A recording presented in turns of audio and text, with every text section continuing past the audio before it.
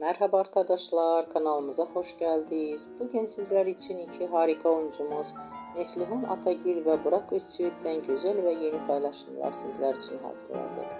Onlar Kara Sevda dizisinde birlikte rol almış ve herkes tarafından çok beğenilmiştir. Biz de sizler için onların güzel fotolarını hazırladık. Bu videoların devamlı gelmesini istiyorsanız kanalımıza abone olup yorum yazmayı unutmayın. Hoşça kalın. Herkese teşekkürler.